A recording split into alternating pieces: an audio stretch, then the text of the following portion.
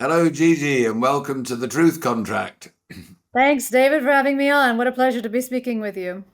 Well, you're in Australia today, and I'm in the beautiful Cotswolds in England, but I think you've got English weather today. We do. It's been awful over here. So, yeah, this is a very welcome little fireside chat. Lovely. So, what are we going to talk about today? We are going to talk about lockdowns, in particular, lockdowns as a public health intervention, such as we saw during the COVID era. Fantastic. Well, before we jump into that, would you please give us a few minute bio on you and your background and your credentials and why you've come to this uh, interesting topic about lockdown, how you come to this point? Sure. So you can probably hear from my accent. I'm not native born Australian. I was born in the United States, in Pennsylvania, and moved over here in 2003 with my young children, whom I had in grad school, and I've been here ever since, naturalized Australian citizen. My educational background is in a wide variety of things, but economics is my primary specialization. So I had to have a PhD in economics, but my undergraduate degree was in ethics, politics, and economics. So I try to take a broader view, I suppose, of economics than many practicing academic economists. And I think it was that view that helped me during the COVID era, in fact, to see more broadly what was happening than many of my other economist colleagues, certainly in the academy. My sort of general interest in other phenomena that are relevant to understanding COVID has also come from a lot of my research prior to COVID, which has been in areas that you might not associate with economists particularly, such as, for example, power, love and loyalty, corruption, things like time use, experimental economics, behavioral economics, Australian policy more generally, education, quite a lot of work on that. I was an econometrician in an earlier life. So I've done a lot of different types of economics. And I've been guided by very much the adage or the sort of statement that I thought really drew me into economics initially, which was that economists aim in their work to advocate for policies which maximize total aggregate welfare. So human welfare, the thriving of people. And for me, that's very motivating. I've always wanted, since I was a small child, to work out how could we use the resources we have in a way that is best for everybody, that makes people as happy as we can be. And so that's for me the core guiding light in my discipline. And here in Australia, I have been very successful in my career. I'm very grateful for the fact that UNSW, my current employer, did not fire me during COVID for being a bit, well, very much counter narrative, very much in the public eye as well. And I still have my professor position there. I think I've been a professor there since before COVID, a couple of years before COVID, maybe. I was a recipient in 2019 of the Best Young Economist Award in Australia, which is given out by the Economic Society. It's kind of like a John Bates Clark Medal, if people know about that from the United States. It's the closest thing we have. So that was in 2019. And so then right after that was COVID. And yeah, it was a bit of an embarrassment, I think, to the Economic Society that they had to give me a speaking slot in the next conference. And I used it to talk about lockdowns and a bunch of other things about COVID policy. So we'll rehash some of those arguments tonight, I think, and give you some perspective on what I went through then and why I stood so firmly against lockdowns during the COVID era. Fantastic. Well, that is a very credentialed background for what we're going to talk about. So, essentially, what I heard you say is that your interest as an economist is a thriving population, healthy, happy people. And so when COVID came along for the first time in my lifetime, a lot of things happened that didn't add up, locking down healthy people, for example. And so, where would you like to start with the conversation about lockdowns? Well, I mean, let's start a long time before the COVID era, actually, David, because in fact, for many hundreds of years in Europe, the notion of quarantine was something that was quite commonly, I guess, fled to or retreated to when there were disease outbreaks. So people would react to an outbreak of the Black Death or some kind of pox or plague or cholera or something by implementing what they called quarantines, which were often blockades of ships coming into a port, for example.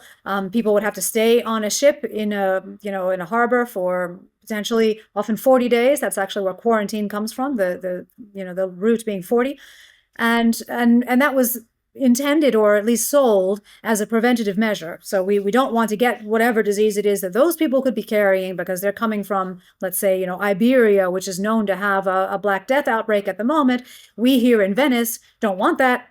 So we're going to keep them out there, idling their time for 40 days. And by the time that time is up, hopefully, all of whatever the disease will have dissipated, and so they can come safely to our shores. Now, you can see the sort of the logic, I suppose, in some odd way of that is sort of just keep them away from us and we won't get infected. But the reality, of course, and this is the unfortunate thing that was eventually discovered, is that however perfect quarantines seem on paper to the theorist or the person who's got a whiteboard and no actual implementation, need, they are never going to work in practice as advertised, because there are so many different points of human failure and so many different complexities of the situation that we do not model in our whiteboard, worlds.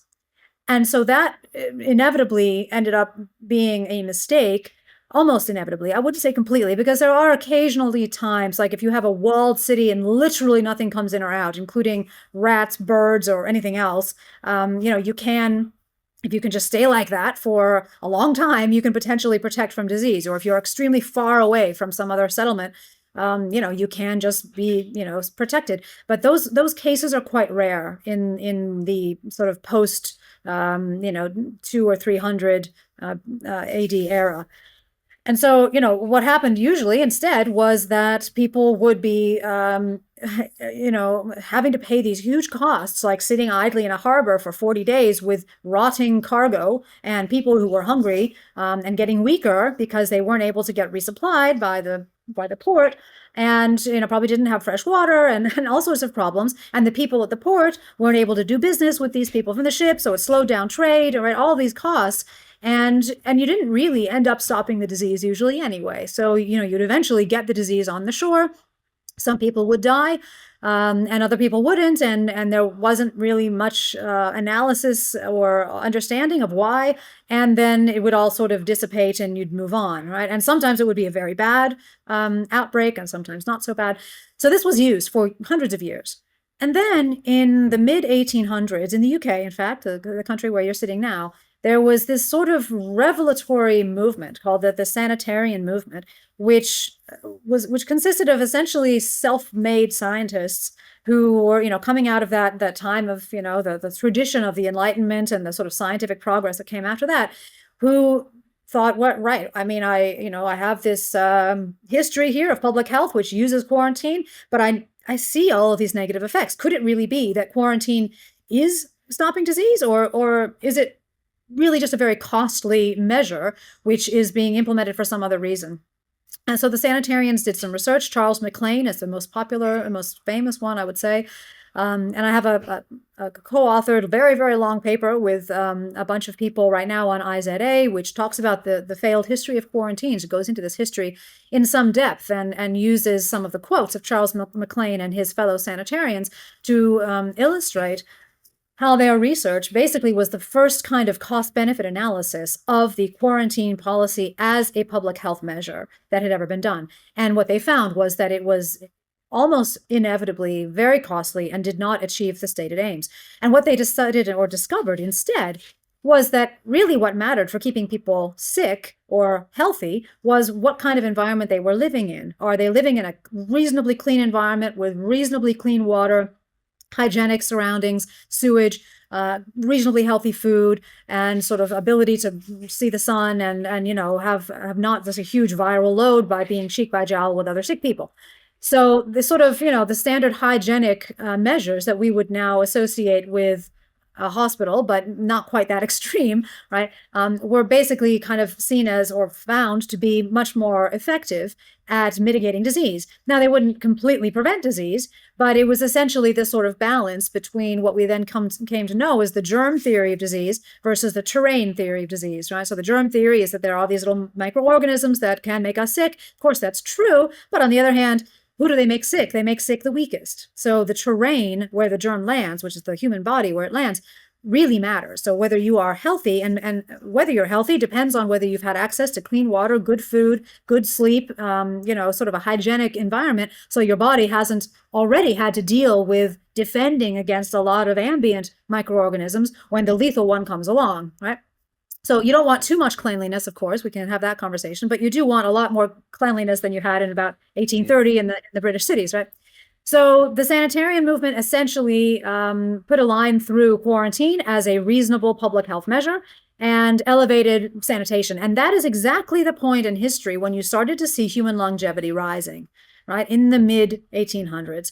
And in my estimation, that's the most likely reason. I mean, there are other things that were going on at the same time, for sure, but the implementation of these sanitary measures, which were partly because of the 1848 Act in the UK that essentially tried to clean up things in the UK because of the Sanitarian movement, putting in sewage systems, distributional networks for clean food and clean water and things like this, that helped people to live longer. So fast forward now to, the sort of the early 2000s, let's say, and the WHO had started coming up with these pandemic management plans because, of course, everybody thought, well, there'll be pandemics occasionally, and we need to know how to manage them. And in those plans, and these are plans that were, iterated upon multiple times, and they basically contained the distillation of public health wisdom as of the turn of the 21st century. They just never advocated putting healthy populations into quarantine. So basically locking down or prohibiting movement of healthy populations. It's very different from isolation of the sick. Isolation of the sick is a known thing, and that is something useful sometimes in the case of seriously communicable diseases. But even in cases like Ebola, for example, you will put these cordons sanitaires, they're called, these sorts of ribbons of sanitation barriers. Safety ring, exactly. Only for a limited time and with great awareness of the human cost of having that in place, because everybody who's within that ring, is being not just exposed to everyone else who may be exposed to the virus or the bacterium in that ring, but also is prohibited from interacting with the outside. And so can't, again, just like with the Venice, example, can't trade, can't have their normal lives go on, basically. And so there's a human right that's being kind of seriously held in abeyance during the imposition of those cordons sanitaires. So they're always done, if possible, in a very, very limited way, even with something like Ebola, which is, of course, much, much, much, much more deadly and dangerous than SARS-CoV-2. So when it came to 2020, we still had, at the early part of 2020, this advice from the WHO and from many other countries around the world, Australia and the UK included, that said you should not implement lockdowns of healthy populations as a public health measure. It won't work. No matter how beautiful they look on paper, they're not going to actually bring down your disease prevalence, or in general, they're not going to be good for your population. And then, of course, everything changed in about mid-March of 2020. I've got a question, which is, and I could be very wrong, but it sounds to me like there is always a moral dilemma, which is if you lock down, essentially what you're saying is the economy suffers terribly and there's a huge cost to that. Whereas if you don't lock down, the theory is lots and lots of people will die. So there's a trade-off between death and economic. Is that a moral dilemma that I've got right or wrong? I would say that is the way that the situation was depicted during COVID by many people who accused those in the population like myself who were advocating against lockdowns as granny killers and those who wanted to, quote unquote, let it rip. It is never, in my mind, it's never a question of dollars versus lives. It's always, and I said this on one of our shows here, Q&A, ABC Q&A. It's a, national talk show thing. I was on there probably 4 or 5 times during the COVID era, and it's always, as I said on that show multiple times, a question when you're dealing with policy of lives versus lives, happiness versus happiness. So the reason why we don't want to lock down is, yes, it's partly that it stops trade and stops other economic activity. But first of all, there are many other things that also stop. Like, for example, being able to see your friends and family normally, being able to be with your mother or father as they're dying in the hospital or in an aged care home, being able for your child to go to school and be with his or her friends. But there is also this economic activity that gets stopped or altered, disrupted in some way. And the problem is that, of course, where does human thriving ultimately come from? Of course, we know that there are many non-economic sources of happiness, like quality of relationships and things like this, which is, of course, what I just talked about. But there is also the component of happiness or welfare that comes from having a functioning, thriving economy. In fact, it is the richer societies that have more money to spend on everything that makes life better for humans, including health. So if in fact you stop your economic activity as a country, you are stopping the development or the prolongation of your capacity to spend on combating the very thing that you think is a threat, in this case, COVID, right? Which is your health dollars sort of basically dry up. You're not, where are you going to get those taxes? Because you're not doing any economic activity anymore. You're doing a lot less. So you're not going to be able to gather the required money to actually fund, without going into more debt, the costs of fighting the disease. If you think that, there are other things you could do with money to fight the disease. In Britain, we just printed 500 billion pounds of new money. Exactly. Which also, by the way, carries a human cost, because when you go into debt, or when you increase inflation, you are causing economic stress and also financial stress. And the debt, of course, needs to be repaid, and that crowds out expenditure on everything else in the future. So there are all sorts of human costs around, that. And the second final thing I'll say about it is your economy versus lives thing assumes that lockdowns will in fact save lives, right? We don't have any proof of that. We have no proof of that. I mean, this is what's so amazing. When you look at it as an objective observer, that we all went plunging headlong into this policy that had never been proven to work as a public health intervention. And so, again, that was just a sleight of hand and got through on all the airwaves, but was just simply unscientific. Okay, well, let me pick up something you said a few minutes ago. You said that leading up to COVID, the World Health Organization and lots of people, clever people around the world, had all said lockdowns aren't helpful and shouldn't be. So what happened? Because literally all of the experts said lockdowns don't work, but then the entire world was locked down. What happened? Well, exactly. So what happened was what I call in my first COVID book, which is The Great COVID Panic, we call it The Great Fear. So that's a book written with Paul Frieders and Michael Baker. So what happened is in March 2020, around mid-March, in fact, it was somebody from your neck of the woods, ICL, Neil Ferguson, released that modeling of how many millions and millions of people were going to die of COVID if we didn't do something, and do something big. And we started to see as well the video footage from Hong Kong, China, from Milan, from New York. And these people seemed to be falling over in the middle of the street, dying, dead immediately, and morgues were overflowing, and basically populations that were connected to the internet around the world went into an absolute panic. And I remember then my son, who was studying in Boston, had to come home all the way because they closed all the dormitories, and flew home, and he was home with us for 15 months, right, during COVID. So there was this mass panic. And if you look right before that panic, as you said, and we just talked about it, the pandemic management policies around the West were saying don't lock down. And moreover, the Western politicians were making reasonable noises about COVID. Here in Australia, they were saying things like, well, this looks like it's going to be a nasty flu if you're older and comorbid, but if you're under 50 and healthy, you'll be fine. You don't have to worry about it much, maybe a cold. They were saying sensible things like that. Everything flipped after the ICL turned out to be true. Exactly. That was sensible. That was the sane view of this. So how do we go from that situation where it's a nothing burger and lockdowns are bad to the draconian lockdown system that was implemented all around? How did that happen? And why? So it all started, in my view, it all started with the population's fear. because the populations of the West were so terribly, terribly frightened, their leadership, who basically showed themselves to be cowards in this moment, their leadership looked at that fear and used the logic of the politician, which you may know from watching Yes Minister, Yes Prime Minister, some of the UK's best television, documentary about how government works, and said, oh, we need to be seen to do something. Here's something. China had done it, right? China had locked down. Here's something, locking down. Let's do that. So it was just a recognition that the population wanted something of them for political reasons. They needed to come up with something, and it needed to be of the same magnitude somehow as the fear. And the fear was huge. And so locking down whole society seemed huge enough to match that fear. And so politicians here in Australia and many other places in the West were cowardly enough to respond to that political incentive rather than keeping their heads and recognizing that everybody was getting carried away and that their first job should be to tamp down the fear.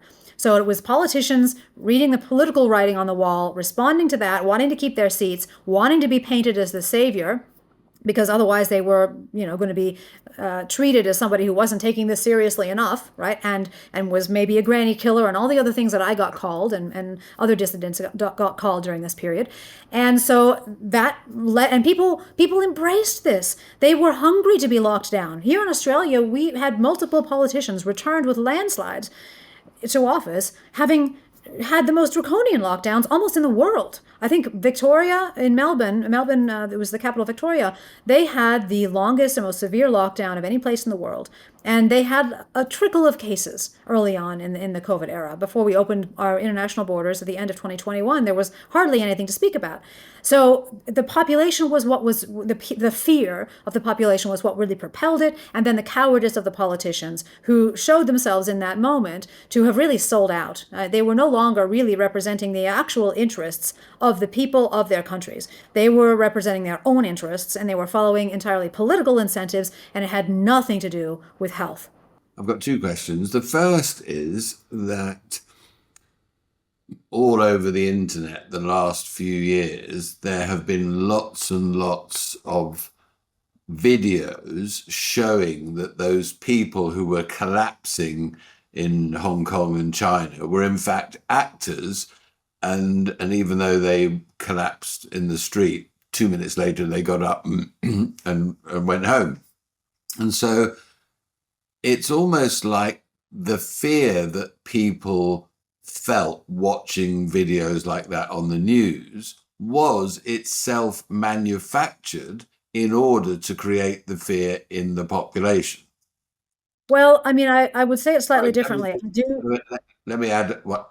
Sure. Which is interesting because my era, my age group, when I was a kid, if someone in our village got chicken pox, one of the mums would organise a chicken pox party, and all the kids were thrown in the paddling pool together to all get chicken pox together. It was like herd immunity. Yep. And so the interesting thing is, psychologically, it's like, oh, well, if it's going round, everyone should get it, and then you just move on. Yet, I think fear was created artificially to scare the living daylights out of people, to get them locked down. So why did they, whoever they are, want everybody in fear and to be locked down when it really wasn't necessary? So I would say it slightly differently. I mean, I think one of the main driving factors here was the motivation of the Chinese government. So the Chinese government has, I think, as almost their number one priority to keep their image in the eyes of their own citizens and the rest of the world as pristine as possible. So they wanted to give the impression that they were, they had handled this, that they were not culpable in any way, that they were, as much as possible, treating this with the requisite, seriousness and gravity. And so I think their notion of what was a good thing to project to the world was basically what our politicians locked onto as an option to use as a policy lever against this COVID thing, because it seemed to be a big deal and the Chinese were doing it, so maybe we could do it here. I honestly think that was much more likely, because if I mean, I don't see otherwise if we hadn't had that mid-March explosion of all of this kind of viral footage. And of course, the falling over in the streets, that could have been easily planted by the CCP, right? So, sure. If we hadn't had that, I don't think that our politicians would have cottoned on and said, oh, right, okay, locking down whole populations, we could do that. I don't think that that would have been very likely. So it was also the fact that people were connected to the media, because there are pockets of humans on the planet who never had a COVID era. The Amish, for example. And why not? Because they didn't have a television. They didn't have an internet connection, right? They weren't connected to social media. So that was the disease more than anything. The people were being, frightened through those mechanisms. But before, so early March 2020, our politicians were not saying these scary things. So if there was some sort of coordinated effort to keep everybody, why wouldn't they have been trying to ramp up the fear then? They didn't. It was this ICL modeling release, and then all of the photos from China, and then of course you saw the Milan stuff, right? And so they just sort of snowballed. And I think people, generally speaking, as I say, people in power were protecting their skins, and they were reacting to the political incentives which arose because of the fear. And of course, if we face this again, and I've been asked often, what should we have done? Well, number one thing you do is tamp down the fear. Number one thing. If you really care about people, you recognize how dangerous fear can be when it is misplaced. It can be life-saving when it is placed well, but when it is misplaced and you are misperceiving the actual danger in front of you, it can be incredibly destructive. And that's exactly what happened for us, right? And we augmented that destruction by operationalizing all of these hideous actions through the machinery of state of the West. And we've basically just lost so much in the last 5 years that was absolutely not proportionate at all to the actual threat of COVID. So it's a massive human tragedy all around.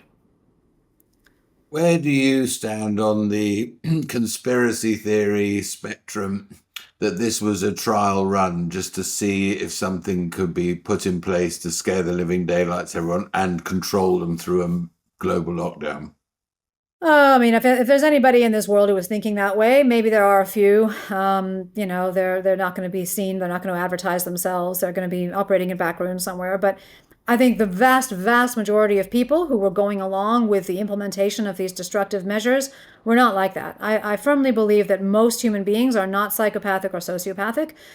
Even those in power, the majority are not psychopathic or sociopathic. There'll be a few. But I also don't believe in the capacity of some cabal to coordinate across multiple years on a particular kind of direction and have it all play out the way that they want, right? I mean, the human imagination is infinitely capable of imagining, amazing different trajectories. And most of the things that could happen in this world and do happen have been imagined by somebody in the past. So, when people think, oh, there was event 201 or whatever, sure, there were lots of events, lots of conferences at which many different possible trajectories have been floated and trialed and imagined and tinkered with, and only some of them will ever come true, if any. So I actually don't spend a lot of time thinking about that. What I think about more is what are the systems of governance, of power sharing or non-sharing that really perpetuated the madness, and what can we do now to reform away from that? But of course, to understand how important it is to implement reforms and to restructure power balances within the West, you need to understand how bad a mistake this was. So this was not just a little blip. I mean, in the grand march of human history, I suppose it will be considered a blip, but certainly in terms of just the quantum of lives lost due to COVID policy responses, not COVID, but COVID policy responses, this was a phenomenally destructive event.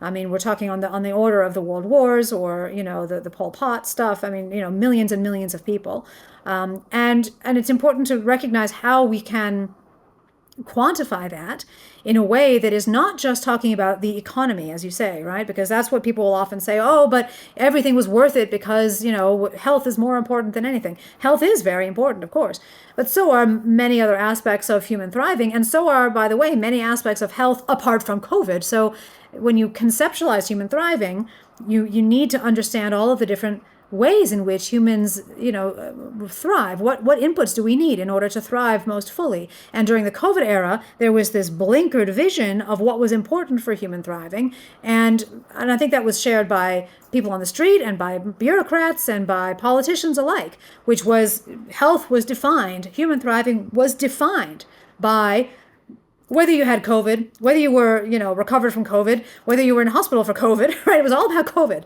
And it kind of, everything else that normally mattered was just swept aside. And that is what happens during a crowd formation event. So that's what the thing that surprised me the most about this. We had the great fear, but after the great fear, I expected, I don't know, in April, May, June of 2020, that people would sort of wake up and shake themselves off and wake up to the reality that this was really not so bad because the data were out there. I'd been looking at the data since March 2020, and I'd been speaking publicly since March 2020 about how silly the lockdowns were and we needed to protect the older people.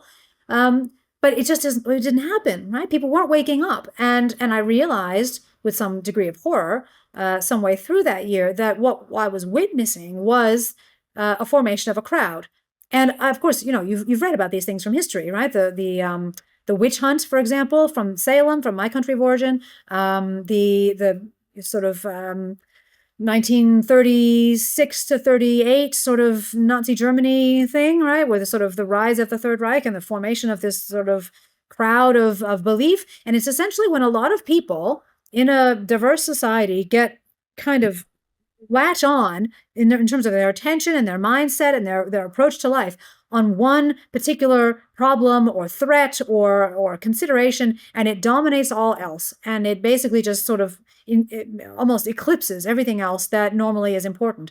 And so, you saw that with the witch trials, with women being, hanged for being witches, and nobody's thinking, well, that's a mother, that's a sister, that's a wife, a few people were saying, oh, that's too bad, but it's so important that we get rid of the witches, right? It's like, huh. And of course, obviously the Nazi era, we know what that obsession was about. And during COVID, it was COVID.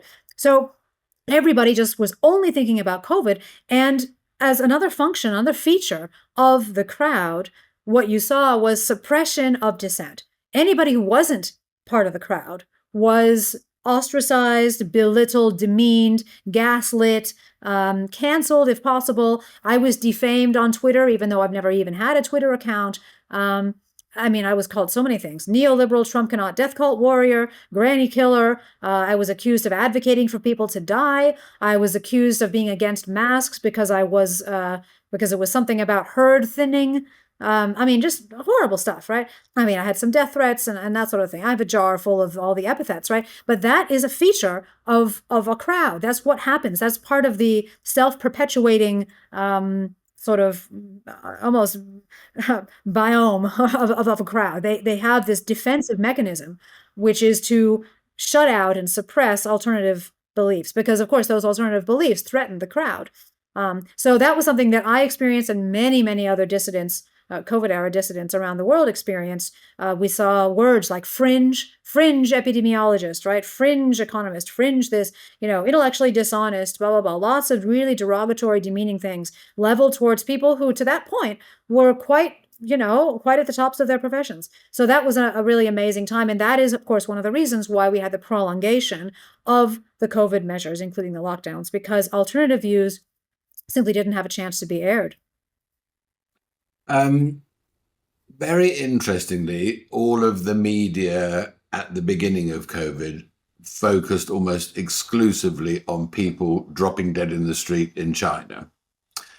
And that did create a lot of fear, and that caused the lockdowns.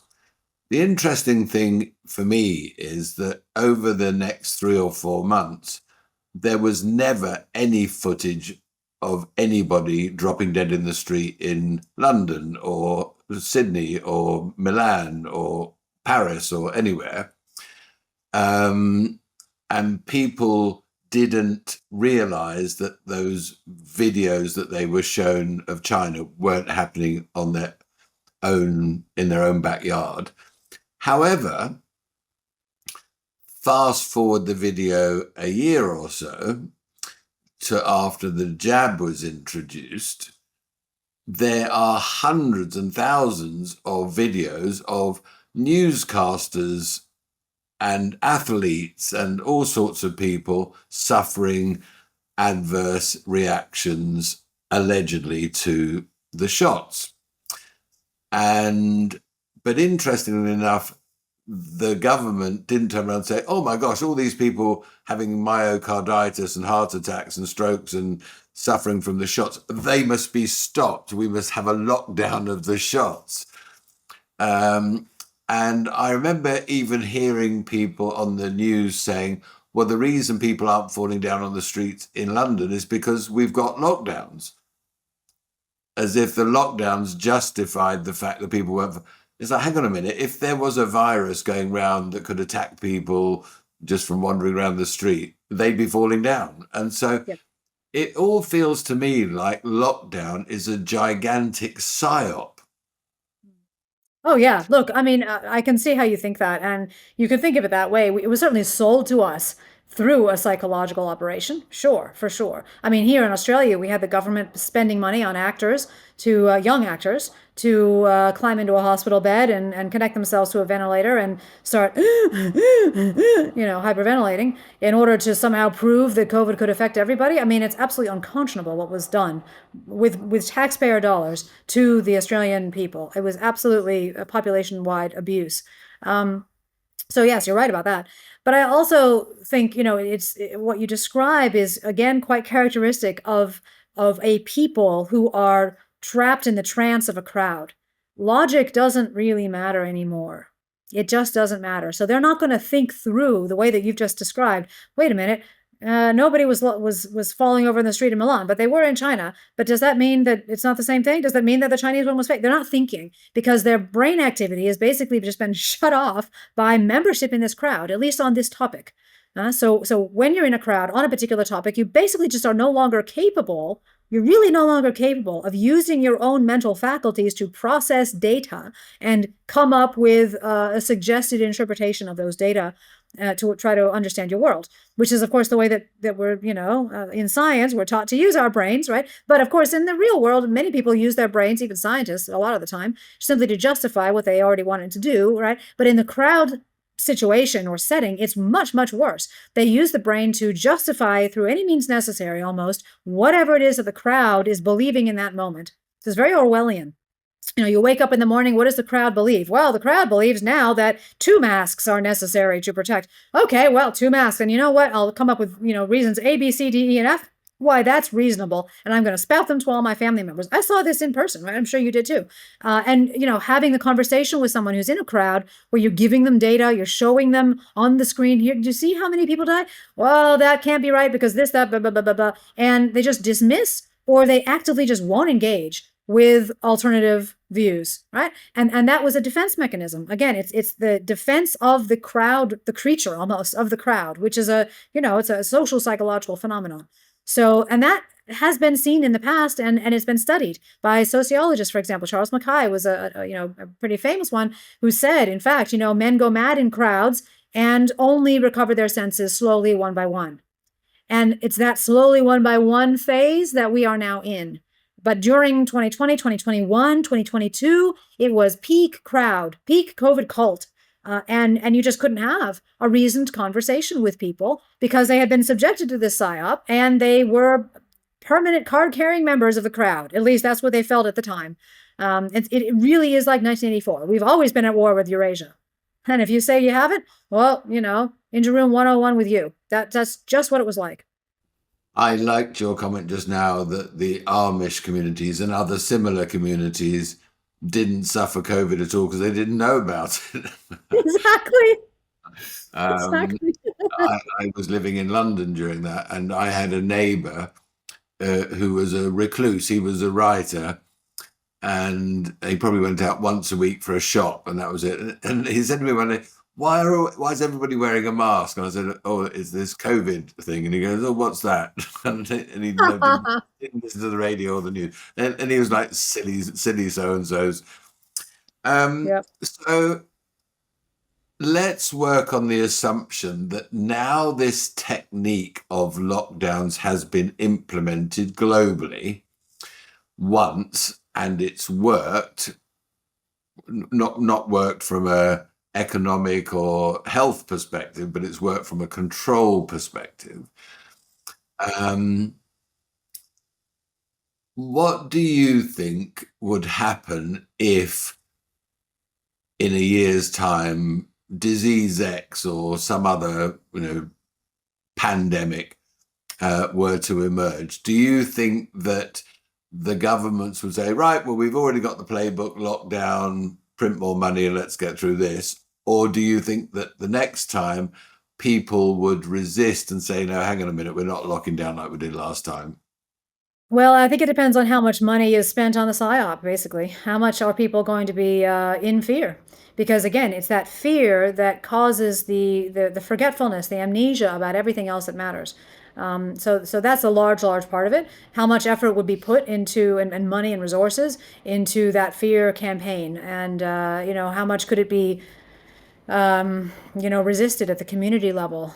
Could people, would people see that this was starting and then turn off their phones? The more that they sense themselves to be strong and that they sense their communities to be strong, the more they can resist that sort of thing. So this is one of the reasons why I've moved in the direction that I have with my devotion of effort and resources over the last couple of years towards community building in Australia and trying to reach individual people and get them to shake out of their apathy, their political apathy, their apathy about citizenship, and really recognize that if anything is going to stop this power drunk train that we now see the Western elites are on, it is the people of the West. They are the only ones who can actually stop it.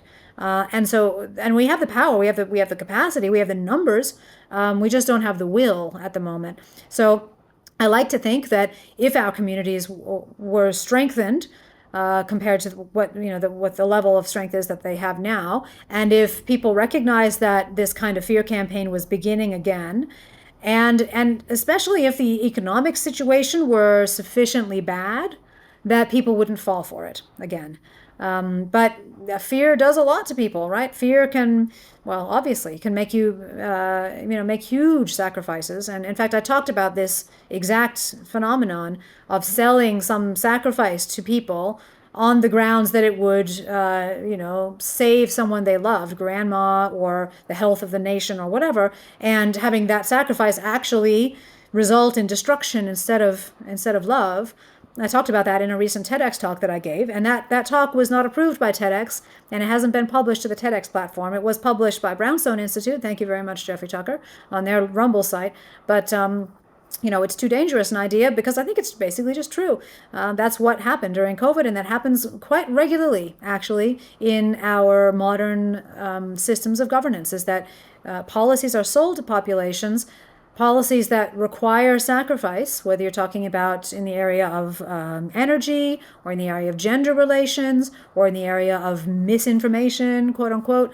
And in fact, the policies being advocated will not help the supposed recipient who is loved, and will actually be destructive towards that recipient often and towards the wider society. So it's this really dangerous manipulation and weaponization of our love for each other, of our altruism. And that happened during COVID. So yeah, I mean, I think that if we could recognize that, if we could see that as a pattern, and then learn to recognize it in future episodes, we might have some resistance. I was reading over the last few days some very interesting research that employees of the National Health Service in the UK are having COVID jabs and boosters at a very small number of people. It's almost like and those reports that NHS staff are not having the boosters, not having the jabs, has got out into the public. And they're saying, well, if they're not having it, neither am I. Yep. And actually, the survey was suggesting that, I don't remember, but it's well over 80% of people knew someone where they thought someone else had been vaccine injured as opposed to COVID injured. Yep. And so I wonder now, if they tried to do another lockdown for another pandemic, people would say, hang on a minute, the cost and consequences of that last time round were very, very severe. And I'm not actually convinced that the damage that's being done to people's health and the economy now was caused by the COVID virus versus the lockdowns and the vaccines and other measures that were put in place. Yeah, I mean, I think you're absolutely right about the vaccines, in the sense that that is, in a morbid way, probably the most potent weapon that the people will have to wield against the elites. And that's, by the way, why the elites have been so hesitant, even in the US with the whole Trump administration and sort of, all sorts of revelations about wrongdoing amongst the bureaucracy and the branches of government. They've really not, they've really treated the vaccines with kid gloves. Even though they've blocked them or they've taken them off the recommended list for pregnant women, they've still, really not gone full pelt on what you could do with the vaccines, knowing what we now know about them. The reason is because the amount of devastation that those vaccines have created, and clearly directly attributable to governments and health departments around the world, is just eye-watering, right? It's eye-watering.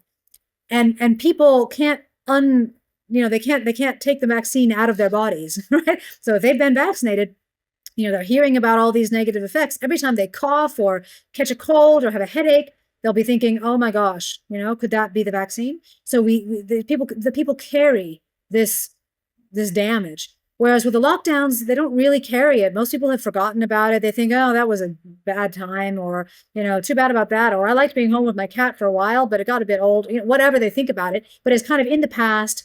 It's easier to kind of roll under the carpet and just pretend that it didn't have the huge costs that it had. The vaccine damage is with us. And particularly if we end up finding that it perpetuates through the generations, which unfortunately there is some evidence that it may do, that is going to be a crime that I do not think the COVID victims, as in the COVID policy victims, will forgive easily. And so they may resist vaccines in future with much, much more likelihood than they would resist a lockdown. Okay, so it sounds like the last 5 years started off with fear of COVID, but has ended up 5 years later with people being much more cautious and hesitant about the lockdowns and the vaccines and the treatment of the problem. Yeah, I definitely think they're much more hesitant about the vaccines for sure, because these things are in their bodies. They're in the bodies of those they love. And they are often themselves complicit in a lot of the policies, including the vaccination policies. So this is a very difficult pill to swallow for some people who, went and insisted their children get the vaccine, let's say, or their parents or whatnot. But with the lockdowns, because they're over, they're just easier to put out of the mind. And another problem with the lockdowns is that most of the costs of the lockdowns are either something that you can't really get your hand on. It's not tangible. It's not like somebody falling over in the street. Or they're costs that were paid during the lockdown period, but then that's it. So the two biggest costs, so I've done a study of this. This is my book. This is the cost benefit analysis I wrote with Sanjeev Sablock, who is an ex-Victorian Treasury economist. He used to work in the Victorian Treasury, doing CBAs, cost benefit analyses, as his main bread and butter job until I think October 2020, when they parted ways, he and the Treasury, because of differences on COVID policy. And that book is an expansion of a very brief kind of skeletal cost benefit analysis that I presented to the Victorian Public Accounts and Estimates Committee in August 2020, because I still at that point naively thought that if I just showed them how costly lockdowns were, that they would of course wake up and realize, oh, this is a bad idea, right? That was incredibly naive of me. But I waited for months and months and months, and nothing was coming out of our governments to justify these unprecedented, except from, way before the 1800s, draconian policies, right? And really, even before the 1800s, quarantines were not done on this kind of mass national scale and global scale that it was implemented during COVID. So it was just, I thought, well, somebody's got to write this. So I wrote this cost benefit analysis with Sanjeev. He was a wonderful collaborator. And what we found is that we basically just enumerated the various types of costs that we as economists would expect to ensue from these kinds of lockdown policies. And the two biggest were, number one, the mental health and other kind of direct anxiety and stress costs of being locked down. Yeah. So that you can see on well-being measures, life satisfaction measures, taken from people who are in lockdown versus not in lockdown. And you see that there is a dip by about 0.2, 0.3 on the typical 0 to 10 scale. And so aggregating across all the people in a country or all the people in a region who are locked down, that adds up to a great whopping amount of human welfare lost, right, during that time. But of course, as soon as the lockdown lifts, that's gone, right? That sort of dip. So that's a transient cost. It was acute at the time. And that's an average. Of course, some people did better in the lockdowns than they otherwise would because they love being with their cats or whatever. They could zoom into their meetings. They enjoy their family. Other people were being subjected to, domestic abuse or sexual abuse or God knows what else, right? Children were being taken out. I mean, people had heterogeneous responses, but on average, the dip was 0.2, 0.3 on a well-being scale. The second big cost was the sort of slowing down or reversing of GDP growth and the extra stimulus, the measures, the fiscal policy measures that were implemented to try to stem the harm from the very lockdowns that had been implemented by the same government giving you the check. So here in Australia, we had what was called JobKeeper. So this JobKeeper program, I think it was hundreds of billions of dollars that we spent keeping people in their homes instead of at work, sending them checks, right? Instead of letting them get to work. And so that money basically was, not spent on other things. And it was also counted in GDP, by the way. So Australia's GDP figures during the COVID era should not be believed because they contain this huge amount of government expenditure, which is obviously not economic activity the way we would normally describe it. But the debt that we had to go into in order to finance that kind of spending will have to be paid back in the future. And what does that mean? That means that those future repayments are dollars that are not being spent on things that directly improve well-being. And we were not investing during COVID in higher productivity of Australia or, more human capital, for example, or better quality of life. We were simply investing in treading water. Yeah. So that kind of an investment is not a viable investment. That's not an investment that an economist would advise when the threat of COVID was so small, right? We don't need to just tread water. We could have had our normal economic activity. And therefore, if we had, we would have been able to finance even better of a response for people who really were in danger of bad symptoms or potential death from COVID. So the elderly, the infirm, the comorbid, all of these people who were, on all of the data that I was seeing, much more vulnerable to COVID than, the young and the healthy.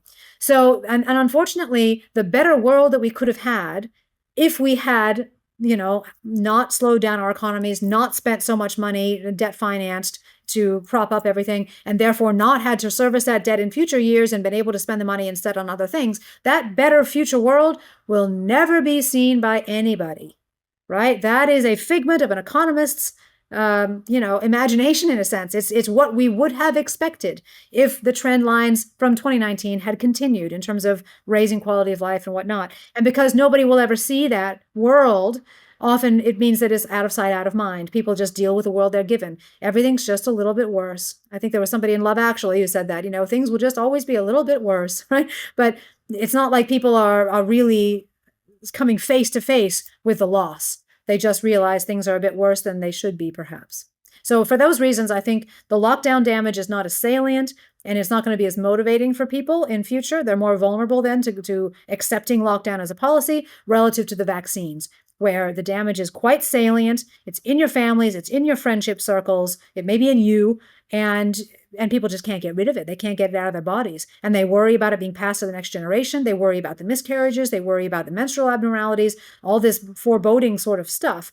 And that doesn't really go away easily, right? Until and unless we find a way to extract this stuff from the human body, people are going to be very much on guard, I think. And this is one of the reasons why we've seen other kinds of vaccination uptakes plummet as well, right? People aren't getting their babies vaccinated as much for all sorts of other things. And I think that's a trend that's likely to continue. So in the UK, there's been a whole bunch of attitude surveys. about the government's handling of the last 5 years in relation to COVID. And my interpretation of the data is that people think it was badly handled, the whole thing, including lockdowns, which I think a lot of people now wonder if it was really necessary. Is that what's going on in Australia as well, or? Yeah, I can give you some direct data from a class that I taught last term. I think I had about it's not a huge sample, maybe 50 students responded to the survey, but I basically allowed them to answer, thinking of Australia's COVID policy response as a whole. Do you think that they got almost everything right? Kind of mostly okay, mixed bag, mostly not okay, almost everything wrong, right? Of that, most of the students selected the kind of either mixed bag or almost everything right slots, right? I don't think anybody said the extremes. Nobody picked the extremes, and very few people said the penultimate worst. So what I sense here in Australia is that people are dissatisfied with how COVID was handled, but not for the same reasons that you and I might might say.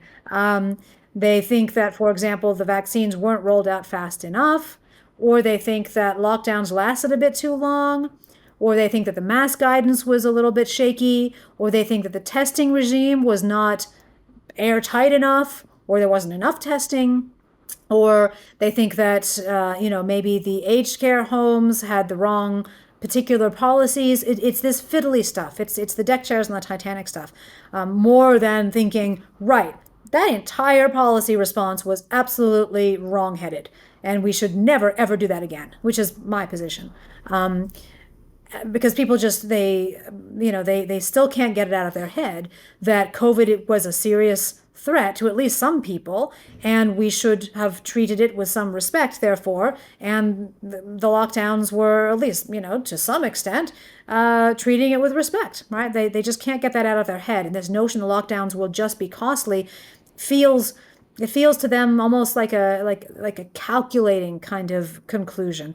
Oh, you're adding up in a cold and dismal science sort of way the economic costs and the money costs of stopping everything. When don't you care about the health of the society, the health of the grandmas? There's still that attitude that I sense, and so I'm obviously speaking about this stuff as much as I can, but it is quite slow going, and I don't talk about it with my colleagues in the department. Right. In fact, the most pro-lockdown academic economist in the country works in my department as well. He has not talked to me for 5 years. I don't expect he'll probably ever talk to me again.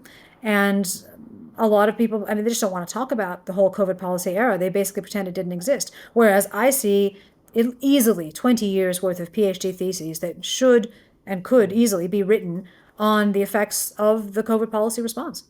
Right. And I think we need to do that for the sake of our countries. Is there also a sense that speaking out against the government's handling of this could also harm you if you spoke out? You might be cancelled or censored or cast aside or whatever, Oh, debanked. sure. Because I think a lot of people say to me in private conversations, I agree with your line of questioning, but actually I wouldn't come out and say that at work because, or I wouldn't come out and say it in public because. And so I think that I've actually had a conversation with someone a few days ago in advance of this conversation with you, who always used to say, no, we're not locking down hard enough or for long enough and all the rest of it. And I checked in with them a day or so ago. Said, could you just remind me what your thinking was and the logic? And essentially they said, well, at the time I really believed it scientifically, but now with all the later evidence, and I'm not sure if I do, but I'm not going to ever be public that I've changed my mind. Yes, it's really amazing, David. I mean, I have really learned something about the human character during this period, not just about crowd formation and how that operates, which was the biggest lesson initially for me, but also how much people care about social approval or disapproval, relative to me, actually, right? And some other dissidents as well. I mean, I just don't really care whether a whole group agrees with me or doesn't agree with me. I see it as my, I guess, moral obligation to speak up if I think something is being done that's harmful to people, right? And I just think that's a social good to speak up, even if you're wrong. I mean, I remember having a shower in, like, I don't know, early 2021 and thinking idly, could I be wrong about the lockdowns? Could they actually be a good thing? And I was sort of casting around and I thought, well, even if I am wrong, it is a social service for me to be putting the alternative position, because there are so few places in the media where you could see an alternative position at that time. And so I felt I was at least expanding the conversation, right? And talking about the possible costs of these lockdowns, which were certainly non-zero, if not as big as I was estimating. They were certainly non-zero, right? So I thought, well, nobody's talking about any cost really seriously. So it's a valuable thing. So what I've learned is that people in general would rather die in a ditch than be disapproved of by their group. They just would rather die in a ditch. And this notion that you should change your mind as evidence comes around, or as you come around, as you break out of the crowd psychology, that it's okay to change your mind, that's also disappeared. It's almost like we no longer understand and embrace our own human nature, which is a very scary thing, because when you no longer really accept yourself, you essentially are entering a phase of life where everything is potentially a face, right? You are not who you really are. You are not being genuine with your family, your friends, your professional colleagues. We have a society then built on artifice. Yeah? That is creepy. That's, again, Orwellian, right? We are living in 1984. And I find that to be far creepier as a prospect than being rejected by other economists. I mean, they can go jump in a lake, whatever. I mean, I'll debate them any day. I'll discuss with it. I would love to have a conversation about this issue with people who are advocating for lockdowns. But I have been refused. That invitation I have extended has been refused multiple times by people who will not share a stage with me on this issue. And I think it's because, exactly as you said, they don't really want to defend that position anymore. And they probably didn't even want to at the time, because they sensed that, not really, I'm approaching this situation or this argument a little differently than I would a normal scientific argument. There's some sense deep in them that maybe this is a dangerous place to go. Don't wake up from the crowd. If you go there, you might wake up from the crowd. You clearly didn't get the memo. The science is I know. Isn't it hilarious? The science is settled. I tell people when they say that, I say, when you know that the science is settled, it's when we stop talking about it. So a good example of where the science is settled is that, you should wash your hands before you help a mother give birth to a baby.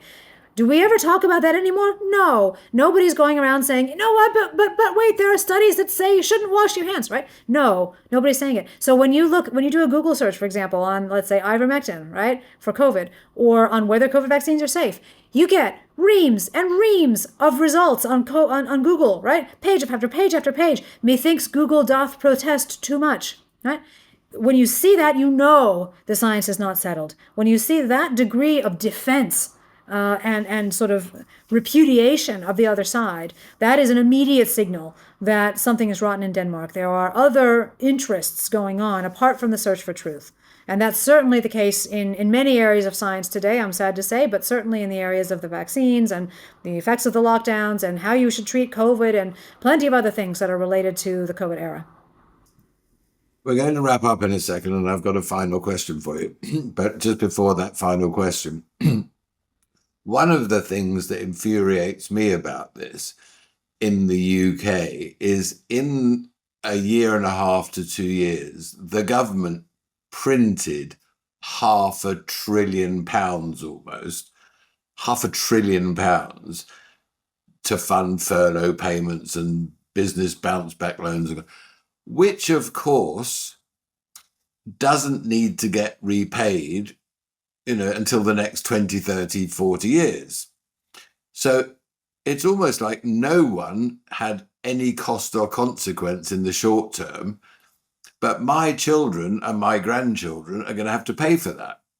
Yep, And exactly. we've kicked the can a long way down the road. Um, so anyway, my final question is, um, when we are presented with the next thing, whatever that's going to be, which requires or mandates some kind of lockdown, what would your advice be to me and others, in terms of being curious or questioning or critical thinking? How can I have a sense check if what I'm being told is the truth when my gut feeling is it's not? Well, I would do very much what I did at the start of COVID, which is reach out to my most trusted co-authors, family members, my children, and state what I was seeing and tell them to tell me whether I was crazy. And so that kind of crazy checking, that we did that a lot in the early months. And, there were a couple of times that one of my kids was like, well, what about X? And I would have to be like, okay, let's analyze that, scientifically and blah, blah, blah. It was difficult then because you didn't really know who was liable to be resistant to the crowd dynamic or to the fear campaign and who was not, right? I mean, you can guess perhaps, but you really find out what people are made of in a time like this in a way that, we didn't really know before COVID. I mean, I have a completely different tribe now than I had previously, and it's a tribe that's really more like me now, I think, than what I used to have. So in some sense, I guess that's been a positive development. But now, of course, having been through the COVID era, we know who the people are who are real scientists, right? If you spoke up during COVID with a dissident view and you were, trying to support it with some evidence, that's to my mind a sign of bravery, courage, and real attempt to be scientific in the face of overwhelming emotive content everywhere around you. So it's sort of a badge of honor. And so I know those people. I know Jay Bhattacharya. I know, Scott Atlas or whoever, these people. And I would go to them and I would say, hey, Jay, I've been seeing this. I think that. What do you reckon? And and you too would know, dozens of people now around the world who stood their ground and did actually attempt to stop the madness in various ways. And so not only would you be able to sense check, but you'd be able to collaborate with those people to embark on public information campaigns to the extent that you could, and obviously there'd be shadow banning and censorship and the whole shebang would go right over again, of course, if they could. But you do what you can in collaboration with others, and it would happen much faster than it did in 2020. Because in 2020, all these means of communication kind of got shut down, and we didn't know who we were, right? The resistance hadn't formed. And so we were kind of, reaching out tentatively to certain people we hoped might be kind of amenable to a rational conversation, and sometimes it blew up in your face, and sometimes you'd get somewhere, right? And so it took a while to form those links and form those networks. And now, of course, in Australia, we've got, gosh, it must be half a dozen or so resistance and restoration organizations like Australians for Science and Freedom, which I co-founded a couple of years ago, but many other ones as well. And because we have those networks, we are in a much more powerful position to do something earlier if something like this comes along again. Well, that's why we formed the Truth Contract, to create a community of curious people who say, well, how can that be true if that's true? And debate and discuss. And we're not saying what the truth is, but we're just saying, if that what the government's telling you is true, but this set of experts are saying the opposite, is there a truth somewhere in the middle? Is it a halfway house between the two? And hopefully getting to a point, like you just said, where no one questions if washing your hands before delivering a baby is a good idea, because that is kind of settled. Whereas there's lots going on that clearly isn't settled. And I think it's not safe anymore to question. And we want to create a safe place for people to collaborate, communicate, challenge each other's thinking, be curious, to find out what the truth is about something that we can then all move forward on together. Gigi, this has been a wonderful conversation. Thank you very much for giving up an evening in Sydney, Australia, to be with us today. It's been wonderful to connect with you. Thank you very much. And I think in a few months' time, I'd like to come back to you on what has happened and the feedback we've had from this conversation. Sure. It'd be my pleasure, David. I really appreciate you having me on, and I think this whole initiative is fabulous, and it's very much aligned with what I'm trying to do here with Australians for Science and Freedom and some of our other independent channels here. So totally support it, and I would love to come back on. Well, thank you very much indeed.